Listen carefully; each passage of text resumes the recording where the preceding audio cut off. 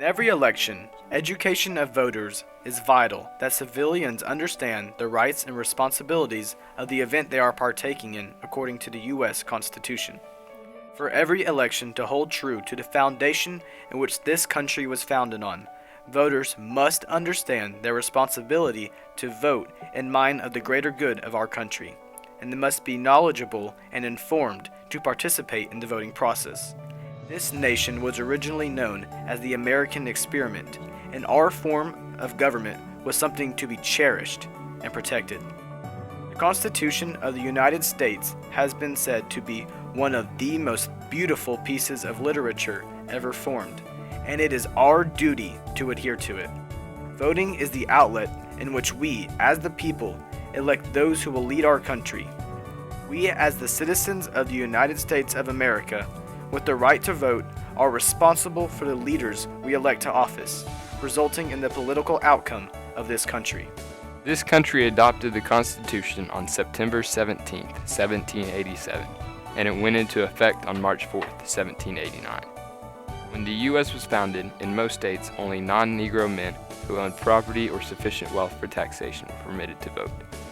Freed slaves were only allowed to vote in 4 states, while non-proprieted white men, women, and all other people of color were denied the privilege. At the time of the American Civil War, most white men were allowed to vote, whether or not they owned property. Tests were issued regarding literacy, poll taxes, and religious views in various places, and white women, African Americans, and Native Americans still could not vote nationally. Events then began to set in motion.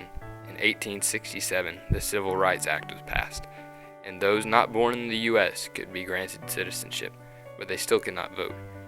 This all changed in 1870, when Thomas Mundy Peterson became the first African American to vote under the 15th Amendment, which was passed by Ulysses S. Grant. This was ultimately followed by the Women's Rights Acts of the 1920, which gave the women the right to vote. The allowance of African Americans to vote was still not all-inclusive, however. Sharecropping was still around in 1896. Louisiana passed the Grandfather Act, allowing slave owners of previous generations to keep the offspring of their slaves from voting. As a result, the number of registered black voters dropped by 44% in that year. In 1940, only 3% of African Americans in the South were registered to vote due to tests regarding education. These numbers skyrocketed back in 1965, as previous tests and qualifications for voting were outlawed with the Voting Rights Act of '65. This act brought in exponentially more people to the polls throughout the past decades, as voters were no longer required to take these exams. This act both has positive and negative effects that are apparent today. The abolition of these qualification tests was out of good intention, as most of these were in place to affect the minorities and take advantage of their lack of education in order to keep the polls as strictly American as possible. This is added to the melting pot view of the U.S. Though it provided fairness and quantity of voters, the Voting Rights Act lessened the quality of those voting. It permitted some to vote who didn't even know how to read, much less what the main issues of the election were. Soon after the women's rights movement of the 1960s, the television was greater popularized, and it had one of the most influential effects on politics. Beforehand, Americans tuned in to debates and presidential speeches over radio or in person. But for the first time, in 1960, these events were perceived in a completely different way, as Richard Nixon and John F. Kennedy debated on national television. Faces were put to voices, campaign advertisements flooded screens, and larger audiences were tuned in across the country. Before, voters tended to be more concerned with the topics of debate and what the people spoke, whereas now, voters were more concerned with the performance of the candidates. Many media analysis has said that politics have become dumbed down. Presidential races are becoming less about the major topics at hand and more about who is better at campaigning and makes the most appealing promises that sometimes seem to fall short. In an effort to win over ignorant voters, politicians are no longer targeting the immovable upper class as much as those who know much less about the main issues. Instead of debates over Medicare reform and lowering employment rate, we have a slew of easy-to-remember slogans like Obamacare in order to gain the popular vote within the middle to lower class. The growing problem above calls for a strong need to educate the voters of our country and the weight that each vote carries, and the responsibility that everyone holds to understand the issues surrounding our country's health. The fact of the matter is, the citizens of our country aren't educated in a constitutional manner when it comes to voting. Statistics show that in the Cold War of 1964, 2 years after the Cuban Missile Crisis, only 38% of Americans knew the Soviet Union wasn't a member of NATO. In a 2006 Zogby poll, only 42% of Americans could name the 3 branches of the federal government, and 1 in 7 Americans could find Iraq on the map.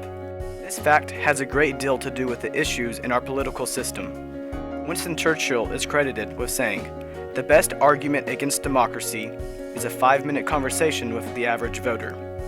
This comment has some truth to it. As our government is a nation of the people, by the people, and for the people, the ignorance of the people might just be one of the leading causes of the decline we have seen as of late, exemplified in the beginning of the legalization of a mind-altering drug and marriage that goes against the founding morals the U.S. was built on. The Bible was a driving force for the desire for freedoms and the main inspiration of the founding fathers for the Constitution. But now, the Constitution is being used against the Bible. These men were not just a group of average men with gripes about England. They were elite thinkers.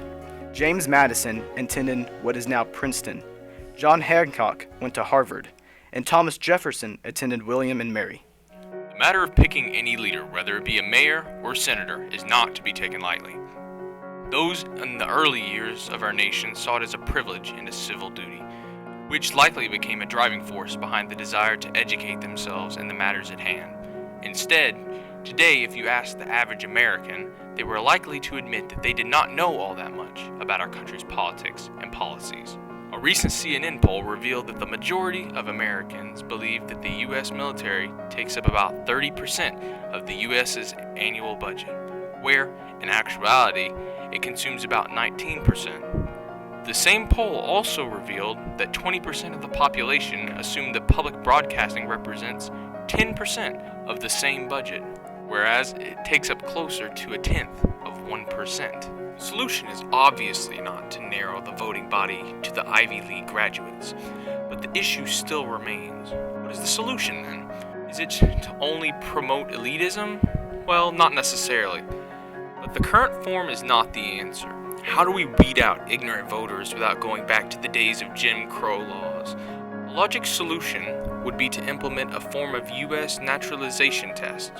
Immigrants have to know the ins and outs of our country's history and policy to become a citizen and vote. So why shouldn't the natural-born citizens? You wouldn't give a person a license to drive without them taking a test. So why wouldn't they have to take a test for the license to vote? Another option is a voting tax, the modern equivalent of approximately $20. It isn't a budget breaker for an average American, and it can provide a small boost to the economy. In addition, it would likely keep more away from the polls who didn't care enough about the election to give up additional taxes that they could use elsewhere. This seems logical. The ultimate solution to decrease the measure of uneducated voters at the polls lies in the hands of the people of our nation.